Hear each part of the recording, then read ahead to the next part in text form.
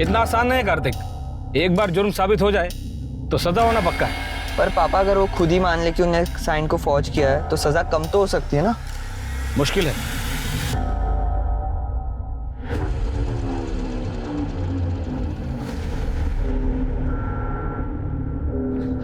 पापा पापा जिंदा ही है। बेटा ये तुम मुकेश नगर वाला है, 3+ बिल्डर वाले। क्या हुआ मुकेश? अरे मुकेश, अरे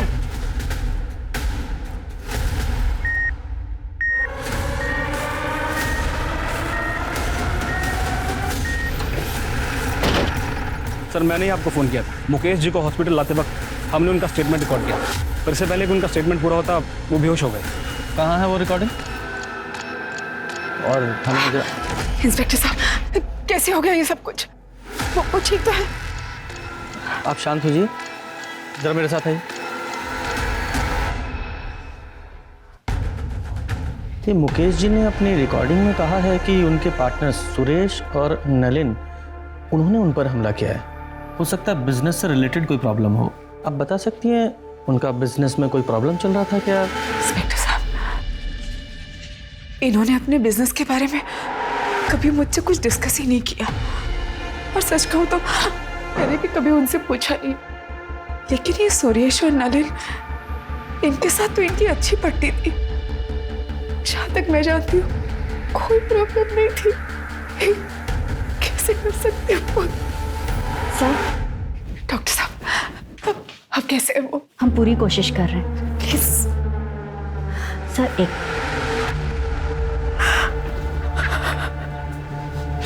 ये सब क्या हो गया? सर पेशेंट की कंडीशन काफ़ी क्रिटिकल है, बचने के चांसेस बहुत कम है। अगर आपको स्टेटमेंट लेनी है तो आप बात कर लीजिए। Thank you doctor.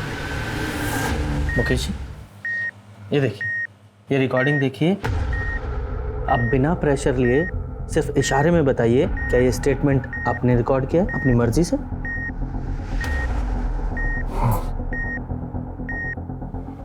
मतलब आपके पार्टनर्स सुरेश और नलिन, उन्होंने आप पर गोली चलाई? हाँ, मेरे पार्टनर ने गोली मारी और उन्हें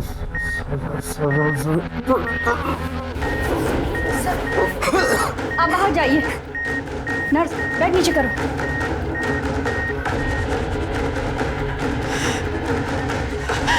इंस्पेक्टर साहब क्या हो रहा है? हाउस कैसे है? देखिए, आप टेंशन मत लीजिए, ट्रीटमेंट चल रहा है, वो ठीक हो जाएगा। हाँ?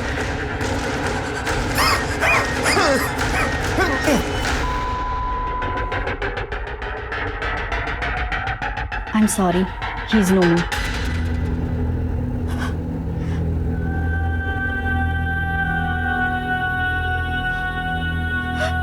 शर्मा, ये बॉडी का पोस्टमार्टम कराओ और सुरेश और नलिन दोनों को अरेस्ट करो तुरंत।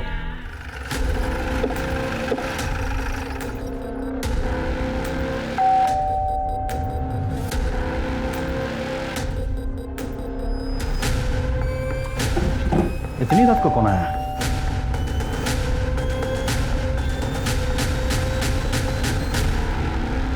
सुरेश गुप्ता। जी मैं ही सुरेश गुप्ता हूँ। और बात क्या है? हम आपको अरेस्ट करने आए हैं। घर की तलाशी लो। अरे एक मिनट, अरेस्ट इसलिए? मुकेश अग्रवाल के कत्ल के जुर्म में। क्या? मुकेश का मर्डर? हाँ, अभी कुछ देर पहले ही मुकेश का मर्डर हुआ है MG रोड। मरने से पहले उसने तुम्हारा और सुरेश गुप्ता का नाम लिया। गुप्ता, पूरा घर चेक करो। मैडम। सर आपको कोई गलतफहमी हुई है। मेरे पति मुकेश जी को सपने में भी कोई नुकसान नहीं पहुंचा सकते हैं। आपके पास इसके अलावा कोई प्रूफ है कि मेरे पापा ने किया है? आप वारंट लेके आइए। हमें हमारा काम पता है, इन्वेस्टिगेशन के बीच में बाधा मत डाली। मैडम पूरे घर की तलाशी ली, कुछ नहीं मिला, और घर में दूसरा कोई है भी नहीं। फैमिली कहाँ है तुम्हारी? मैं बैचलर हूँ, इसलिए अकेला रहता हूँ। चलो। क्या कर रही है? सर रुकिए सर।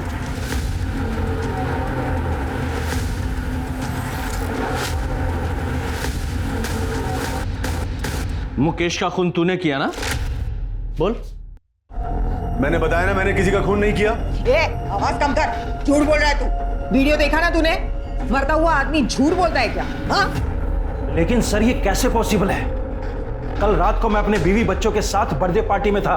मेरे कजन के बेटे की बर्थडे पार्टी थी रेस्टोरेंट में।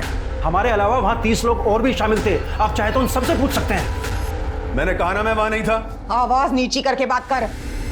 अरे मैडम, मैं कल शाम 8 बजे से सुपर स्पेशलिटी हॉस्पिटल में था। मेरे पापा को हार्ट अटैक हुआ है। मैं रात में 1 बजे निकला हूं वहां से और सीधा अपने घर आया हूं। मैंने अपने क्रेडिट कार्ड से हॉस्पिटल की पेमेंट की है, आप चाहें तो चेक कर सकते हैं। मुकेश ने कहा था कि कंपनी का 10 लाख रुपया तूने हड़पा है, उसका क्या? पैसे हड़पने का तो सवाल ही नहीं होता सर। पैसे मैंने नहीं बल्कि मुकेश ने लिए थे, वो भी पूरे 10 लाख रुपए, अपने दूसरे बिजनेस को बचाने के लिए।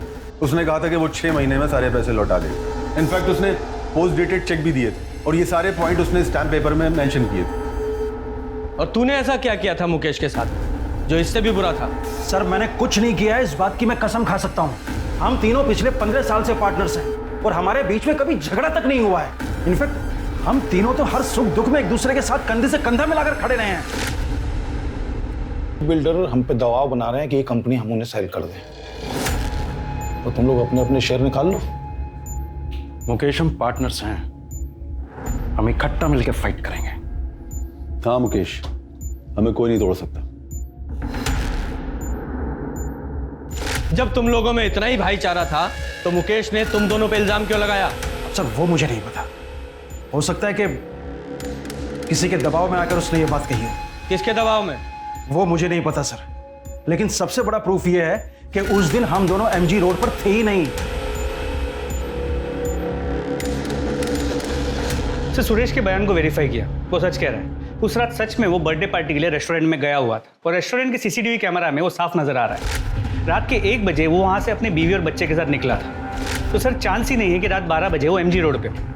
सर परवेश और कार्तिक को लगभग 12 बजे के आसपास मुकेश एमजी रोड मिला था और उस वक्त नलिन सुपर स्पेशलिटी हॉस्पिटल में था, जहां पर उसने अपना क्रेडिट कार्ड यूज किया था बिल पे करने के लिए। हमने हॉस्पिटल और बैंक दोनों से वेरीफाई किया, इसलिए पॉसिबल ही नहीं है कि वो एमजी रोड गया। सर एक चांस ये है कि किसी कॉन्ट्रैक्ट किलर को यूज किया। हाँ, लेकिन मुकेश ने अपने बयान में साफ साफ सुरेश और नलिन का नाम लिया है कि उन दोनों ने उस पर गोली चलाई है, किसी और ने नहीं। और दोनों के पास बाइक भी है। लेकिन अभी तुम दोनों ने कंफर्म किया कि वो दोनों वहां थे ही नहीं। सर हो सकता है ये मुकेश झूठ बोल रहा हो। हाँ, लेकिन एक मरता हुआ आदमी झूठ क्यों बोलेगा? एक काम करो, ये परवेश और कार्तिक, इन दोनों की डिटेल्स निकालो और ये मुकेश की फैमिली के बारे में पता करो। आपस में इनमें कोई प्रॉब्लम चल रही थी क्या? मुकेश के पेरेंट्स तो 10 साल पहले ही गुजर गए थे और मुकेश अपने पेरेंट्स के इकलौते थे। कल रात तुम कहाँ थे? सर मैं अपने कमरे में मूवी देख रहा था और फिर राहुल, राहुल, तेरे पापा को गोली लग गई। क्या? हाँ, हॉस्पिटल से फोन आया, चल जल्दी से। मैं तो बस किचन का काम खत्म करके सोने ही जा रही थी। अचानक कार्तिक का फोन आया कि हॉस्पिटल आ जाओ। मेरी तो कुछ समझ में ही नहीं आया। मुकेश तो डिनर करके बाहर वॉक करने गए थे। सुरेश और नलिन को कैसे पता चला कि मुकेश रात को डिनर के बाद बाहर वॉक करने जाने वाले? तो आपको भी लगता है कि सुरेश और नलिन ने मुकेश को मारा है? आपको नहीं लगता इंस्पेक्टर? I mean, मुकेश ने अगर कहा है तो सच ही कहा होगा ना। वो झूठ क्यों बोलेंगे?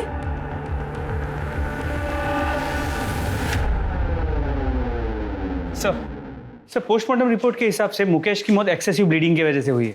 सर करीब 10 फीट की दूरी से मुकेश के कंधे पे गोली चलाई गई और गोली की ट्रेजेक्टरी नीचे से ऊपर की तरफ है। सर हमने सुरेश और नलिन की स्टोरी वेरीफाई की और दोनों के कॉल रिकॉर्ड्स भी चेक किए। कॉल रिकॉर्ड्स में किसी हिस्ट्री शीटर या कॉन्ट्रैक्ट किलर का कनेक्शन नहीं निकला। सर शूटिंग का कोई आई विटनेस भी नहीं है और ना ही कोई सीसीटीवी कैमरा उस एरिया में है। रुको, आप ऐसे अंदर नहीं जा सकते। देखिए मैं 2 मिनट ही बात करना चाहती हूँ, प्लीज। इंस्पेक्टर साहब, मुझे पहचाना ना आपने? मुकेश की वाइफ। हाँ बोलिए। सर मैंने सुना है कि आप नलिन और सुरेश को छोड़ रहे हैं, क्या ये बात सच है? हेलो। हाँ, छोड़ना ही पड़ेगा ना, क्योंकि मुकेश जी का स्टेटमेंट हमारी इन्वेस्टिगेशन के फैक्ट से मैच नहीं करता और उन दोनों के खिलाफ हमारे पास कोई पुख्ता सबूत नहीं है, इसलिए हम उन्हें ज्यादा दिन कस्टडी में नहीं रख सकते। लेकिन सर आप भी जानते हैं खून हुआ है मेरे पति का, कुछ भी कीजिए। हाथ जोड़ रही हूँ आपके आगे, जिसने भी मेरे पति को मारा वो सबको मुझे इंसाफ चाहिए सर।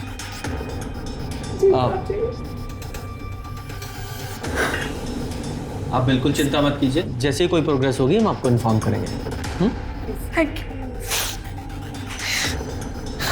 सर इस परवेश के बारे में एक इंपॉर्टेंट इन्फॉर्मेशन मिली। ये परवेश ट्रिनिटी बिल्डर्स का मेन लॉयर हुआ करता था 1 साल पहले तक, लेकिन किसी बात को लेकर मुकेश ने उसे कंपनी से निकाल दिया।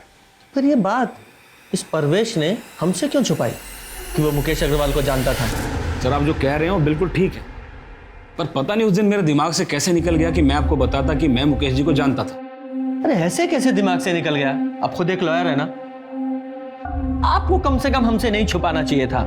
हमसे तो सच्चाई बताते हैं। जी बिल्कुल सही, पर मैं ये भी समझ सकता हूँ कि आपको इसकी वजह से मुझ पर शक भी होगा, पर आपका ये शक बेबुनियाद है। उस रात मैं और मेरा बेटा कार्तिक मेरे क्लाइंट के यहाँ शादी अटेंड करके घर वापस लौट रहे थे पवन बाग से। वहाँ से मेरे घर की दूरी करीबन 10 मिनट की थी, मगर लौटते वक्त एक ट्रक की वजह से पूरा रास्ता जाम था, तो हमने बीच का रास्ता लिया। तो हमें करीबन 15 मिनट लगे और वही रास्ते पर हमें मुकेश जी पड़े मिले।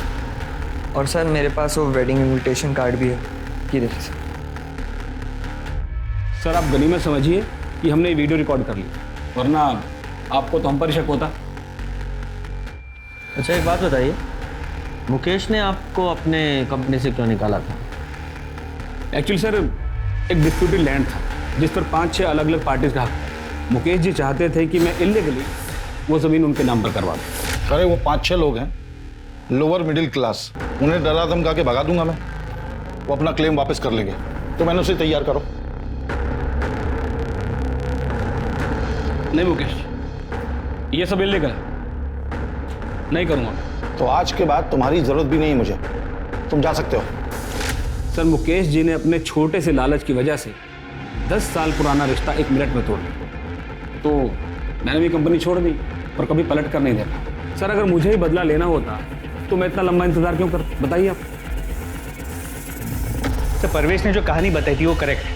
वो लोग उस रात सच में शादी में गए हुए, शादी के वीडियो फुटेज में वो लोग साफ नजर आ रहे हैं। और सर उस रात हाईवे पे सच में ट्रैफिक जैम था जैसे परवेश ने बताया था, इसीलिए उन्होंने अंदर का रास्ता लिया। सर हमने सुरेश और नलिन की स्टोरी वेरीफाई की, सब सच बोले।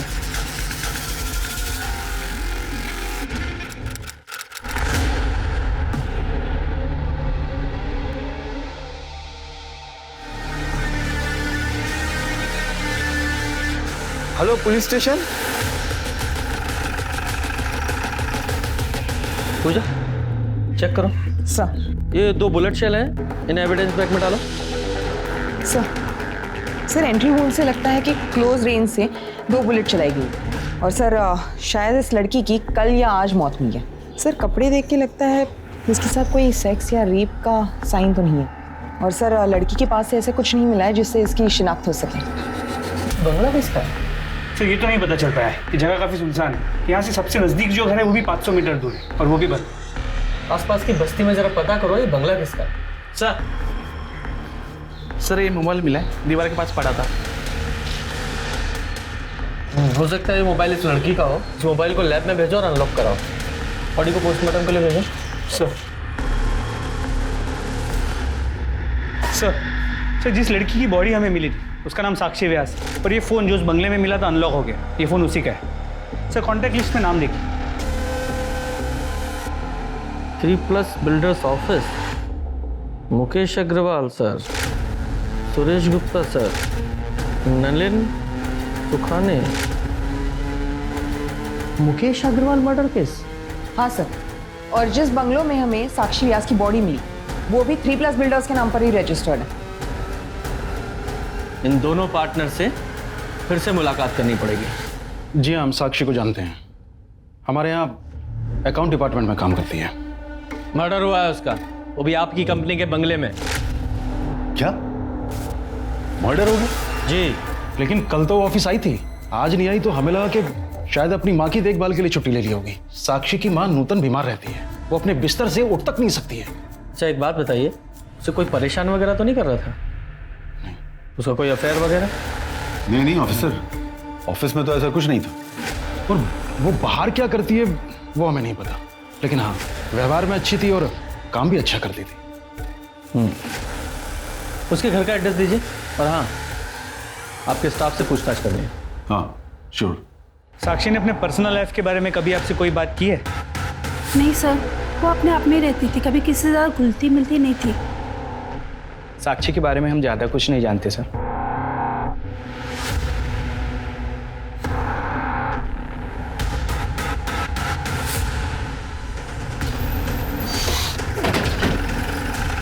यही है ना?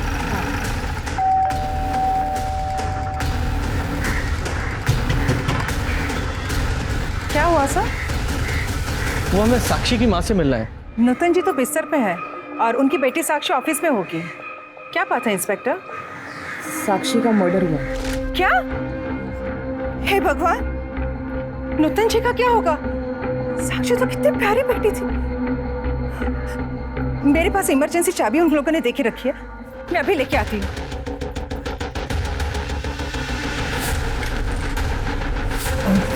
सर ऊपर प्लीज।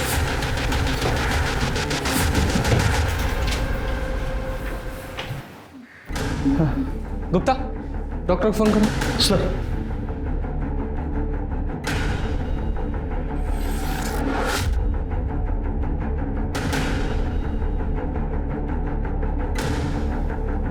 पूजा, जरा आस पड़ोस में साक्षी के बारे में पता करो। सब आप आइए। भगवान साक्षी जैसी बेटी सबको दे। इतना साल से उसकी माँ बीमार रहती थी कि 3 साल पहले उन्होंने बिस्तर ही पकड़ ली, पर साक्षी, उसने कभी हिम्मत नहीं हारी। मैंने तो साक्षी से कहा भी था कि अपनी माँ को ओल्ड एज होम में शिफ्ट कर दी। माँ की सेवा मेरे जैसे और कौन करेगा रंजना आंटी, और जब तक मैं हूँ मैं किसी और से माँ की सेवा क्यों करवाऊँ? क्या साक्षी को कोई परेशान करता था, या फिर किसी से लड़ाई हुई हो, या फिर उसका कोई अफेयर वगैरह? नहीं मैडम, हमारा मोहल्ला तो बहुत सेफ है और साक्षी को नूतन जी की सेवा और उसकी नौकरी में से फुर्सत ही कहाँ मिलती थी जो वो कोई अफेयर करे। तो इसका मतलब ये साक्षी एक आइडियल बेटी थी, एक अच्छी पड़ोसी भी थी। हाँ सर, मेरी राजीव सर से भी बात हुई। उन्होंने कहा कि साक्षी ऑफिस में भी बहुत अच्छे से काम करती है। सर लेकिन अजीब बात यह है कि साक्षी के ऑफिस में साक्षी के बारे में किसी को कुछ भी नहीं पता, और उससे अजीब बात यह है कि साक्षी के बैंक अकाउंट में कभी भी 3+ बिल्डर्स से कोई पेमेंट रिफ्लेक्ट नहीं हो रही। हाँ लेकिन हमने जब बैंक स्टेटमेंट चेक किया तो एक पेमेंट आई थी जो मैटरनिटी क्लिनिक को की गई थी। जरा पता करो ये पेमेंट क्यों की गई थी। जी मैम, 2 महीने पहले साक्षी व्यास ने यहाँ पे अबॉर्शन करवाया था। कंसर्न किसने दिया था? उसकी मदर नूतन व्यास, जो उसको यहाँ पे अबॉर्शन के लिए लेके आई थी।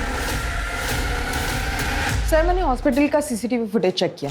जो औरत साक्षी के साथ अबॉर्शन के लिए गई थी वो 3+ बिल्डर्स के ऑफिस की एक एम्प्लॉई है। उसका नाम ज्योति है। ये तुम लोगों की कंपनी में चल क्या रहा है? साक्षी एम्प्लॉय थी ना आपकी, फिर उसके बैंक अकाउंट में एक भी सैलरी डिपॉजिट क्यों नहीं हुई? आप सही कह रहे हैं सर, हमारे पास उसकी सैलरी का कोई रिकॉर्ड नहीं है, क्योंकि उसे सारी पेमेंट कैश में होती थी। क्यों? क्योंकि साक्षी का पूरा पैसा उसकी माँ की दवाइयों और उसके इलाज में जाता था। तो उससे क्या? वो इसलिए कि साक्षी नहीं चाहती थी कि उसकी सैलरी का एक भी पैसा टैक्स में कटे। अच्छा, कमाल की कंपनी चला रहे हैं आप लोग। मतलब एक एम्प्लॉय के लिए सारी कंपनी के रूल आप ताक पर रख देंगे। आइए, ये आप ही के एम्प्लॉय है ना? ये मोहतरमा साक्षी के साथ हॉस्पिटल गई थी उसकी माँ बनके उसका अबॉर्शन कराने के लिए, जबकि साक्षी का कोई बॉयफ्रेंड तक नहीं है। सीधे सीधे और साफ साफ बताइए ये चल क्या रहा है आप लोगों की कंपनी में? बोलिए। सर एक दिन छुट्टी वाले दिन हम दोनों किसी काम से ऑफिस आए थे, तो हमने देखा कि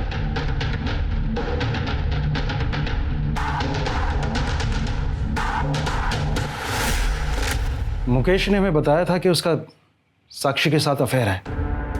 इसलिए साक्षी ने जब कैश पेमेंट की बात की तो हम दोनों मना नहीं कर पाए। सर हम सच बोल रहे हैं, हम दोनों आपसे कुछ नहीं छिपा रहे। ये मुकेश मर्डर केस की इन्वेस्टिगेशन के दौरान ये एंगल तब सामने नहीं आया था। सर साक्षी की पोस्टमार्टम रिपोर्ट के हिसाब से उसकी मौत 4 मार्च को 4 से 6 बजे के बीच हुई, और सर 2 बुलेट्स फायर की गए थे, जिसकी वजह से उसके इंटरनल ऑर्गन डैमेज हुए और उसकी मौत हुई। और सर बैलिस्टिक रिपोर्ट के हिसाब से जिस गन से साक्षी को मारा गया था उसी गन का इस्तेमाल हुआ था मुकेश को मारने के लिए भी। मतलब साफ है कि साक्षी और मुकेश मर्डर केस आपस में कनेक्टेड हैं। हमारे पास जितने भी एविडेंस है मुकेश मर्डर केस के वो सारे इकट्ठा करो। हम मुकेश मर्डर केस को रीओपन करने के लिए कोर्ट में एप्लीकेशन दे रहे हैं। Sir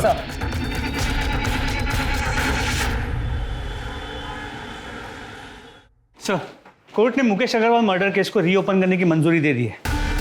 very good. शुरू से शुरू करते हैं। सबसे पहले मुकेश अग्रवाल के घर चलते हैं।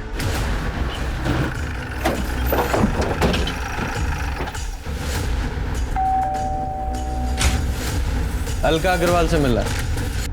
नहीं है, बाहर गई है। तुम कौन हो? नीति अग्रवाल, मुकेश अग्रवाल की बेटी। लीजिए, आ गई आपकी अलका मैडम।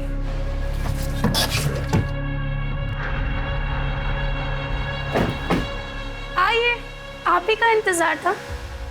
देखिए ना, आपसे मिलने कौन आया। नीति, अपने कमरे में जाओ। इंस्पेक्टर साहब, नीति के बिहेवियर के लिए मैं आपसे माफ़ी चाहती हूँ। नीति मुकेश और मुकेश की पहली पत्नी प्रेरणा की बेटी है। मुकेश ने प्रेरणा को 6 साल पहले डिवोर्स देके मुझसे शादी कर ली थी, इसीलिए नीति थोड़ा चिढ़ती है मेरे से। तो फिर ये राहुल तो 22 साल का है। दरअसल मुकेश और मेरे रिलेशन के बारे में हमने प्रेरणा को कभी कुछ नहीं बताया था, लेकिन 6 साल पहले प्रेरणा को हमारे रिलेशनशिप के बारे में पता चल गया और प्रेरणा ने मुकेश से डिवोर्स ले लिया।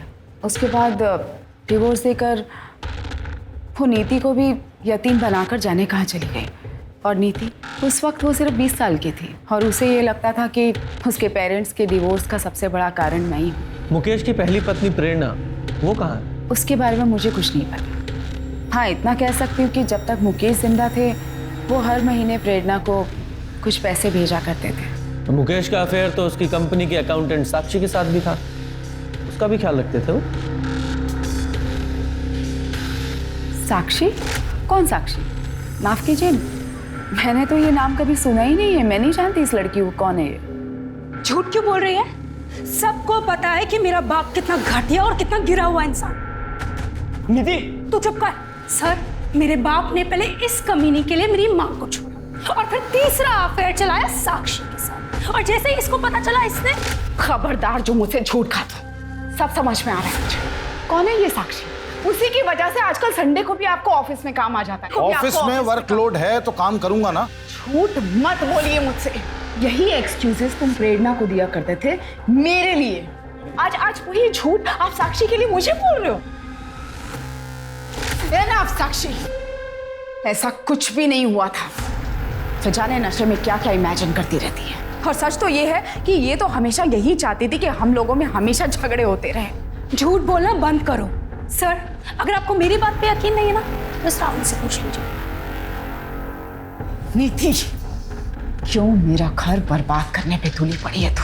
घर बर्बाद मैंने किया या तूने हमारा घर बर्बाद किया?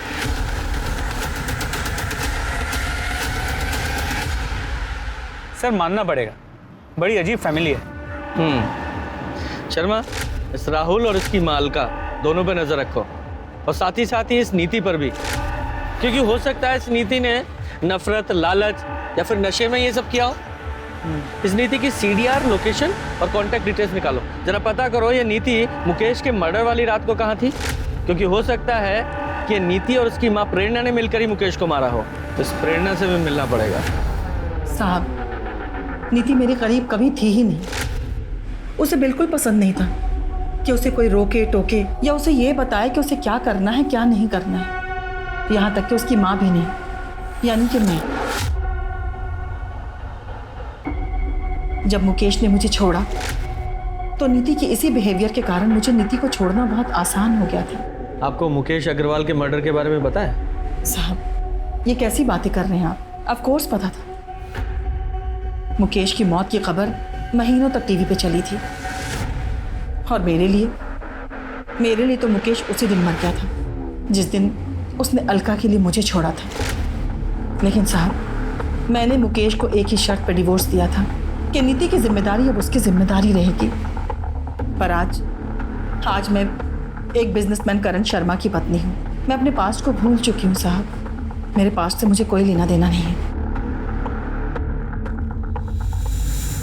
सर, साक्षी को मारने का मोटिव अलका के बेटे राहुल के पास था, लेकिन साक्षी और राहुल के बीच में कांटेक्ट हुआ हो ऐसा कोई लीड हमें मिला नहीं। नीति के कांटेक्ट लिस्ट में ज़्यादातर नंबर्स ड्रग पेडलर्स के। हमें ऐसा लगा कि शायद नीति ने उनका इस्तेमाल किया होगा मुकेश को मारने के लिए, लेकिन ऐसा भी कोई सबूत नहीं मिला। और ये सुरेश और नलिन, इनका क्या? नहीं सर, साक्षी के मर्डर के वक्त इन दोनों की मोबाइल की लोकेशन बंगले के पास की नहीं थी। सर, कहीं ये केस मुकेश मर्डर केस की तरह ठंडा ना पड़ जाए। सर, बंगले के पास वाले घर में एक विधवा रहती है, नारायण। उसने पहले भी 1-2 बार साक्षी को उस बंगले में आते हुए देखा था उसके बॉयफ्रेंड के साथ। नारायणी का कहना है कि लड़के की और साक्षी की उम्र लगभग बराबर की होगी, लेकिन वो कह रही थी कि दोनों में बहुत झगड़े होते हैं और शायद 4 तारीख को जिस दिन साक्षी का मर्डर हुआ उस दिन भी उनकी लड़ाई हुई होगी। बेहतर होगा कि तुम ये जॉब छोड़ दो। और छोड़ दो क्या, तुम्हें ये जॉब छोड़ना ही पड़ेगा। मैं नहीं छोड़ूंगी, तुम्हें जो करना है तुम कर लो। तुम ये बिल्कुल अच्छा नहीं कर रही हो। आजकल के बच्चे कितने लड़ते हैं। कहीं ये लव एंगल तो नहीं है? नारायणी ने उस लड़के की शक्ल देखी थी? हाँ सर। स्केच बनवाओ सर। और शर्मा, तुम साक्षी के कॉल रिकॉर्ड चेक करो, उसमें पता करने की कोशिश करो ये साक्षी किसी लड़के के रेगुलर टच में थी क्या? Sir, excuse me. हेलो, ठीक है सर, नूतन व्यास को होश आ गया है, मुझसे बात कर सकते हैं। Very good.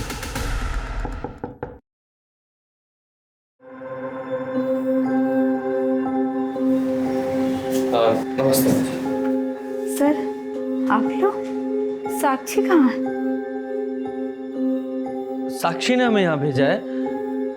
उसने कहा है कि आप घर चलिए, मैं आती हूँ, तब तक आपसे बातें करते हैं। साक्षी के बारे में कुछ बताइए ना।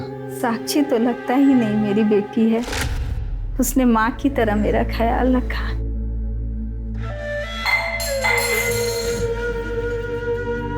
माँ, आप क्यों परेशान हो रहे हो? मुझे बोल दिया होता।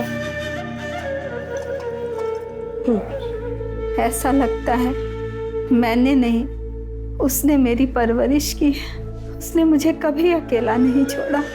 उसके रहते मुझे अपने स्वर्गवास पति की कभी याद नहीं आई। बहुत ही खुश मिजाज, जिंदा दिल और हंसमुख है मेरी बेटी, लेकिन उन दोनों कमीनों ने मेरी बेटी की जिंदगी बर्बाद कर दी। किन्होंने?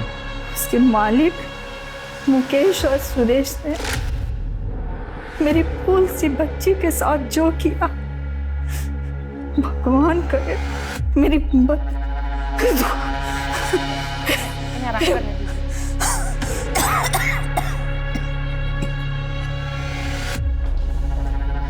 शर्मा, इस सुरेश को अरेस्ट करने की तैयारी करो। बोल, साक्षी को क्यों मारा? नहीं मारा मैंने साक्षी को। ये ऐसे नहीं बताएगा, जरा इसकी और खातिरदारी करो तब बताएगा। नहीं सर, मैं मानता हूँ कि उस दिन जब मैंने साक्षी और मुकेश को साथ में देखा था तो मेरी नीयत खराब हो गई थी। बस मुझे लगा जब वो मुकेश के साथ सो सकती है तो फिर मेरे साथ क्यों नहीं। इसलिए एक दिन मैंने उसे किसी काम में उलझाए रखा, और जब सब ऑफिस से चले गए और उसके और मेरे अलावा ऑफिस में कोई नहीं बचा, तब सर ये मैंने आउटस्टैंडिंग अमाउंट की डिटेल्स मेल कर दी।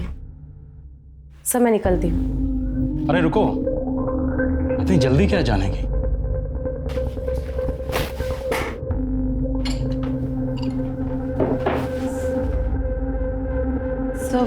सर मैं ड्रिंक नहीं करती। लेकिन खुश तो करती हो ना? हुँ?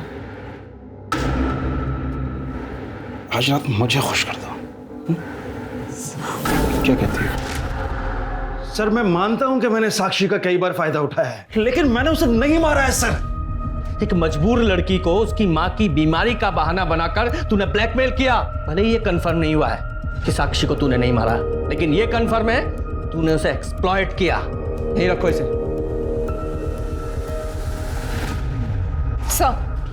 सर नारायणी के हिसाब से यही वो लड़का है जो साक्षी के साथ उस बंगले में आता था। ऐसा लग रहा है देखा है मैंने इसे, पर फिलहाल पहचान में नहीं आ रहा। कहाँ देखा था? साक्षी की सीडीआर को चेक किया। सुरेश के बेटे आर्यन और साक्षी के बीच कई बार बात हुई। और सबसे इंपॉर्टेंट बात यह है कि साक्षी के मर्डर वाले दिन भी आर्यन ने साक्षी को फोन किया। यस,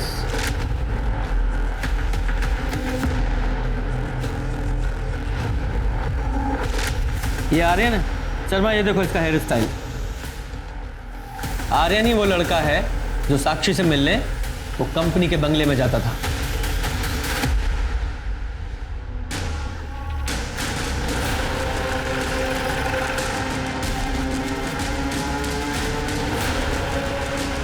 एक सेकेंड, पापा ऑफिस में नहीं है और ना ही नलिन अंकल। तेरे पापा तो ऑलरेडी हमारे मेहमान हैं और अच्छा है नलिन में यहाँ नहीं है, क्योंकि तेरे से सवाल करते तो खामा-खा अड़ंगा लगाता। क्या मुझसे सवाल? क्यों? केबिन में बात करें? केबिन में क्यों? यहीं कीजिए, सबके सामने। ठीक है, अगर तुझे प्रॉब्लम नहीं है तो यही पूछ लेते हैं। साक्षी को तू कितनी अच्छी तरह से जानता था? साक्षी मैं नहीं जानता था। झूठ बोलता है। इस कंपनी में एम्प्लॉय थी वो और बोलता है नहीं जानता। हाँ मतलब मैं उसे एम्प्लॉय की तरह जानता हूँ, बट पर्सनली नहीं। तो फिर कंपनी के बंगले में उससे क्यों मिलने जाता था? एक सेकेंड, क्या बोले जा रहे हैं आप? कुछ ही मत बोलिए आप। कुछ भी नहीं बोल रहा हूँ। आई विटनेस है हमारे पास जिसने तुझे और साक्षी को उस बंगले में कई बार देखा था। 4 मार्च को जिस दिन साक्षी का मर्डर हुआ, तेरे फोन की लोकेशन उसी बंगले के पास की है। बोल, क्यों मारा साक्षी को? और क्या करता मैं सर? मैंने उस साक्षी को कितनी बार वार्न किया, उससे भीख तक मांगी कि वो मेरे पापा से नहीं मिले, पर वो मेरी एक नहीं सुनती थी। मेरी माँ उसकी वजह से कितना परेशान हो रही थी। नहीं, कहाँ था मतलब? ऑफिस में तो नहीं थे। सारे दिन ऑफिस में रहता हूँ क्या? बाहर मीटिंग्स भी होती हैं। हाँ, ऑफिस में साक्षी के साथ मीटिंग के लिए जगह नहीं मिलती तो बाहर मीटिंग करते हो। मेरे मामलों से ना दूर है। मतलब वरना क्या? हाँ बोलो, वरना क्या? अरे बात तो पूरी करके जाओ, वरना क्या? ये हमारी घर की हर रोज की कहानी हो गई थी सर, तो हमने सोचा कि हम इस झगड़े को सुलझा देते हैं। तो हमने साक्षी को कंपनी के बंगलों में बात करने के लिए बुलाया। लेकिन मेरी इसमें कोई गलती नहीं है। तुम्हें अपने पापा से बात करनी चाहिए। मैं बेवकूफ नहीं हूँ।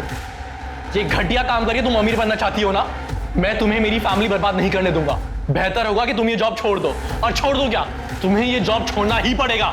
मैं नहीं छोड़ूंगी, तुम्हें जो करना है तुम कर लो। तुम ये बिल्कुल अच्छा नहीं कर रही हो। लेकिन मेरे लिए यही अच्छा है। मैं तुम्हें तुम्हारी माँ की इलाज के लिए पैसे दे दूंगा, लेकिन तुम बस मेरे पापा का पीछा छोड़ दो, बस।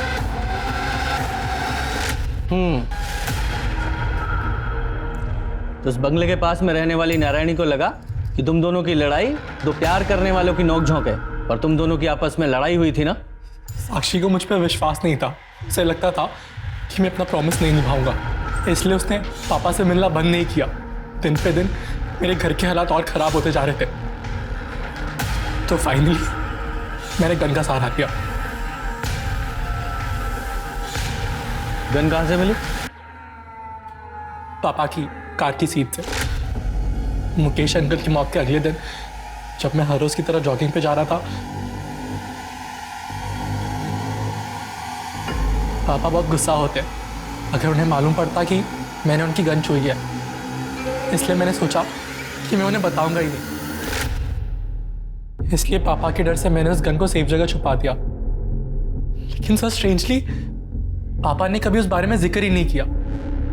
कभी कभी तो मेरा मन करता था कि मैं पापा को ही मार दूं मैं, लेकिन पापा को मार के मेरी माँ को विधवा बना के सर मेरी प्रॉब्लम सॉल्व नहीं होती। तो मैंने फाइनली सोचा कि मैं एक आखिरी बार साक्षी को मिलता हूँ, और हम फाइनली 4 मार्च को 6 बजे मिले। मैं अंदर नहीं जाऊंगी, तुम्हें जो बोलना है यही बोलो, और मैं इस जगह दोबारा नहीं आऊंगी। ठीक है, तो इसे मेरी फाइनल वार्निंग समझ ले और मेरे बाप से मिलना छोड़ दे। तो तू अपने बाप से क्यों नहीं बोलता कि वो मेरा इस्तेमाल करना छोड़ दे? मैं नहीं बोल सकती क्योंकि वो मेरी जरूरतें पूरी करता है और मैं उसकी। चुप हो जा, झूठ बोल रही है तू। तूने फंसाया मेरे बाप को, पैसों की भूखी है तू। तो अपने बाप से जाकर पूछना, हो सकता है तेरी माँ को ऐसे ही फंसा के लेकर आया हो और तेरी माँ ने भी उसके साथ पैसों के लिए शादी की हो। सर मैं किसी गन के बारे में कुछ नहीं जानता हूं, मेरे पास कोई गन नहीं है। झूठ मत बोल। तेरे बेटों को तेरी गन तेरी कार में से मिली थी, और फॉरेंसिक से ये साबित हो चुका है कि वो वही गन थी जिससे मुकेश को मारा गया था। अब झूठ मत बोल और सच बता। मैं सच बोल रहा हूं सर, मुझे नहीं पता कि मेरी कार में गन कहां से आई। सर अगर आप मुझे मारना चाहते हैं तो मार दीजिए, लेकिन मैं सच कह रहा हूं, मुझे नहीं पता कि गन कहां से आई।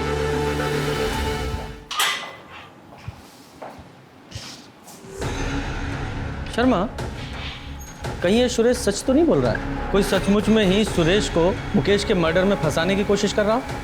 सर जब ऑफिस में पूछताछ की थी तो वहाँ के लोगों ने कहा था कि ऑफिस की कार तीनों पार्टनर्स यूज करते हैं और एक एक्स्ट्रा चाबी ऑफिस में भी होती है। हाँ, तो ऐसा हो सकता है ना कि या तो कातिल इन तीनों पार्टनर्स की फैमिली में से ही कोई है, या फिर इनके अलावा कोई ऐसा आदमी जिसकी पहुंच उन चाबियों तक थी। उसने मुकेश का मर्डर किया और गन इस सुरेश की कार में प्लांट कर दी। कौन हो सकता है ऐसा? इसमें साफ साफ तो लिखा है कि मुकेश अग्रवाल को जो गोली मारी गई वो सीधी नहीं बल्कि नीचे से ऊपर की तरफ। इतनी बड़ी भूल हमसे हुई कैसे? सर ये बात तो मैंने आपको बताई थी, इसमें भूल कैसे? भूल यही है कि हमने इतनी इंपॉर्टेंट इंफॉर्मेशन को नजरअंदाज किया है। मतलब मैं तुम्हें समझाता हूँ। मुकेश अग्रवाल की हाइट 6 फीट की थी और पोस्टमार्टम रिपोर्ट के हिसाब से उसे लगभग 10 फीट दूर से गोली मारी गई और गोली की ट्रैजेक्टरी नीचे से ऊपर की तरफ थी। जनरली लोग जब शूट करते हैं तो वो चेस्ट पे निशाना लगाते हैं, लेकिन मुकेश को गोली शोल्डर पे लगी। इसका मतलब वो कोई प्रोफेशनल शूटर नहीं था जो सिर्फ 10 फीट की दूरी से सही निशाना नहीं लगा पाया। शर्मा, जरा शोल्डर को एम करो और शूट करो।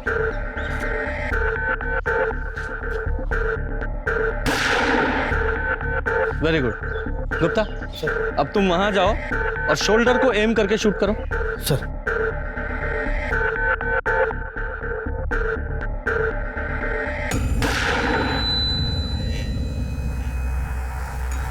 करेक्ट। शर्मा, जरा इधर आओ। ये देखो, ये वो टारगेट है जो तुम्हारी बुलेट से हिट हुआ। वो एकदम सीधी बॉडी के पार हुई है और गुप्ता ने जो शोल्डर पे गोली शूट की उसकी ट्रैजेक्टरी नीचे से ऊपर की तरफ। मतलब जिसने भी शूट किया है उसकी हाइट मुकेश की हाइट से काफी कम थी। गुप्ता, तुम्हारी हाइट कितनी है? सर मेरे 5'8". 5 फुट 8 इंच। शर्मा, हमारे सस्पेक्ट्स में से किसकी हाइट 5 फुट 8 इंच की है? जरा पता लगाओ। सर मुकेश मर्डर केस के सारे सस्पेक्ट, सुरेश, उसकी पत्नी काजल, का बेटा आर्यन, मुकेश की पहली पत्नी प्रेरणा, उसकी बेटी नीति, मुकेश की पत्नी अलका और वो लॉयर परवेश और उसका बेटा कार्तिक, किसी की भी हाइट मुकेश की हाइट से या तो ज्यादा है या उसके बराबर है या बहुत कम है। किसी की भी हाइट परफेक्ट 5 फुट 8 इंच नहीं है, वो सिर्फ तेरी है। बता, क्यों मारा अपने फादर को? मैंने अपने पापा को नहीं मारा। तो रो क्यों रहा है? उन्हें नहीं मारना था, उन्हें तो बस एक गोली में घायल करना था। मतलब गोली तू नहीं चलाई? ये सब पापा का ही आइडिया था। मैं आप पे गोली कैसे चला सकता हूँ? मुझे मारना नहीं है, सिर्फ घायल करना है, ताकि मैं ये इल्जाम सुरेश और नलिन पे लगा सकूं। उन दोनों ने मेरी जिंदगी मुश्किल कर रखी ऑफिस में। एक बार वो दोनों अरेस्ट हो गए ना, पूरी कंपनी हमारी होगी। जिंदगी में इससे बड़ी सिक्योरिटी और क्या होगी? पर साक्षी का क्या? आप उसे छोड़ दोगे ना? हाँ, छोड़ दूंगा उसे मैं। प्रॉमिस। हाँ। पापा ने पूरा प्लान तैयार कर लिया था। मेरे पास सुरेश अंकल के कार की डुप्लीकेट चाबी भी थी और मैं वहां चला गया जहां पापा ने मर्डर का प्लान किया था। ये जगह मैंने इसलिए चुनी है कि यहाँ आधी रात को भी ट्रैफिक होता है। हर 5-6 मिनट में कोई ना कोई कार पास होती है। सिटी हॉस्पिटल सिर्फ यहाँ से 10 मिनट की दूरी पे है और सबसे बड़ी बात, सुरेश का घर यहाँ से सिर्फ 3 किलोमीटर दूर है। पापा, मुझे डर लग रहा है बहुत। कर पाऊंगा क्या? नहीं बेटा, मुझे पूरा भरोसा है, तुम कर लो। पापा ने जैसा सोचा था वैसा नहीं हुआ। उन्होंने मुझे मना किया था कि मैं उनकी मदद ना करूं। तो तेरे पापा मुकेश को कैसे पता था कि सुरेश की कार वहां खड़ी है? पापा को पता था कि सुरेश अंकल पार्टी जा रहे हैं और वो पार्टी जाकर जरूर ड्रिंक करेंगे, और सुरेश अंकल जब ड्रिंक करते तो अपनी गाड़ी नहीं चलाते। ये मुकेश का लालच ही था जिसने उसकी सोच पे पर्दा डाल दिया था। मुकेश का कातिल खुद मुकेश ही था।